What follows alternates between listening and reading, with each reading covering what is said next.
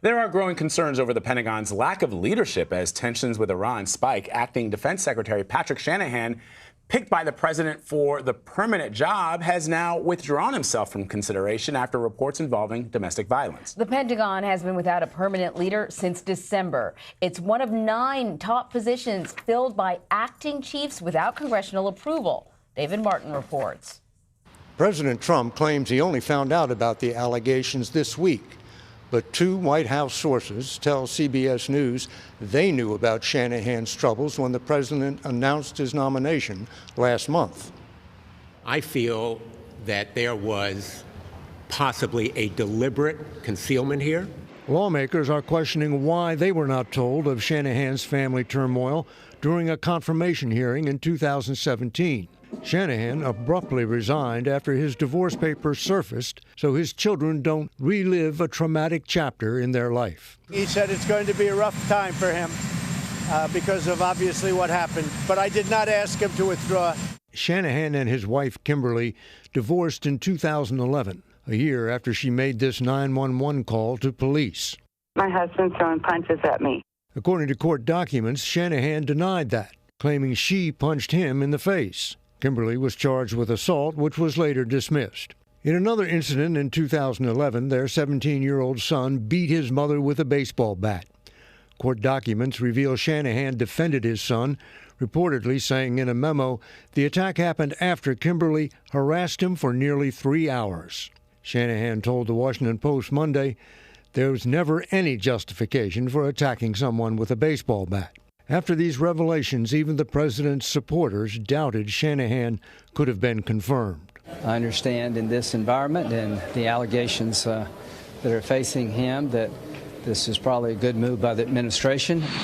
As the administration plans to move troops to the Middle East amid rising tensions with Iran, the lack of a permanent appointment has some on Capitol Hill concerned. We need to have a Secretary of Defense without the word acting after. The vetting process is supposed to prevent what we have just seen take place. Former Defense Secretary Leon Panetta says national security is at stake. Anytime you don't have that secretary in place, it raises issues with regards to the military and the strategies you have to implement in order to protect our country. The president says he will likely nominate Army Secretary Mark Esper to be his next Secretary of Defense. But he will be acting secretary until the FBI completes its background check and the Senate confirms him. Vlad, Anne-Marie. All right, David, thank you. For a closer look at this, let's bring in CBS News State Department reporter Christina Ruffini. She is joining us from Washington. So, Ruffini, as we mentioned, this shakeup at the Pentagon comes as tensions with Iran are escalating. How is this impacting the situation in the Middle East and, more importantly, at the State Department? Look, the State Department and Defense Department have to work very closely because of the nature of their missions. As former Secretary of Defense Jim Mattis said, if you're going to cut the budget of the State Department, then I'm going to need more ammunition. The State Department creates foreign policy and implements it all over the world, hopefully peacefully. But in places where that policy or U.S. objectives take a little muscle, the DoD is there to back them up. That being said, since General Mattis left, the big foreign policy decisions on places like Iran and Venezuela are being led by 2 men, National Security Advisor John Bolton and Secretary of State Mike Pompeo. Secretary Pompeo seems to have gotten along well with Shanahan. They met often, especially in the past few weeks about Iran. But I don't think the policy is likely to change all that much with his departure because he wasn't really the driving force behind it. So, Christina, the Secretary of State, Mike Pompeo, addressed the situation with Iran yesterday after meeting with the generals at the U.S. Central Command in Florida. Here's what he had to say. We have been engaged in many messages, even this moment right here, communicating to Iran that we are there to deter aggression. President Trump does not want war, and we will continue to communicate that message while doing the things that are necessary to protect American interests in the region. You mentioned that Pompeo and Bolton are sort of at the forefront of this. You know, Bolton is an advisor. He's not a secretary. Is it unusual for the Secretary of State to visit a military base alone without his Defense Department counterpart? And what message is that sending to Iran? It was unusual. That's one of the reasons we went down there, just to kind of, be on the ground and see what was going on. But to your point, this really was an effort to reinforce who's running this show. Now, as far as the timing, our White House team reports that when Pompeo left for Florida, the administration thought Shanahan's nomination was still going to the Hill, meaning that this trip would be separate from all that drama. And if true, one heck of a coincidence. Pompeo is known to be very close to the president. He's a survivor in this administration, having served as CIA director and now Secretary of State.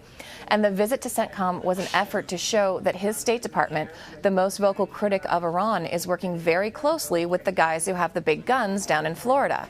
I asked Pompeo about the comments to Time magazine where the president said he would consider going to war with Iran over the issue of a nuclear weapon. And he didn't answer it directly, but said Central Command is prepared to counter any threat that comes its way. All right, so Christina, Iran has said it will increase its enriched uranium stockpile limit past the 300K limit set by 2015 nuclear deal limits. So walk us through what that means and how long it will take Iran to make that much material. My understanding is it actually won't take very long. That's because in order to stay in compliance with the JCPOA, which is the Iran nuclear agreement, Iran has been purposefully keeping its enrichment levels and the levels that it stockpiles very low. So when you run these reactors, you get this enriched uranium, this nuclear byproduct that can be used to make a weapon. Iran has been taking that and recycling a lot of that fuel or purposely mixing it down to keep it from piling up or to keep it from reaching the max level they're allowed to have, which is 3.67% under the agreement. So if they spin up these machines and start pumping out this material at full capacity, they could surpass 300 kilograms pretty quickly. I spoke with Richard Johnson at the Nuclear Threat Initiative yesterday, who's an expert in this field and actually worked on the JCPOA. And he said the concern isn't necessarily Iran getting 301 or even 500 kilograms of uranium stored up. That doesn't make a huge difference. It's if or when that number starts to get in the high hundreds or even thousands, it will significantly shorten the amount of time it will take Iran to make a nuclear weapon from about a year, which is what it is now, to only a matter of weeks or months. Wow, Christina, thanks a lot. Thank you guys so much.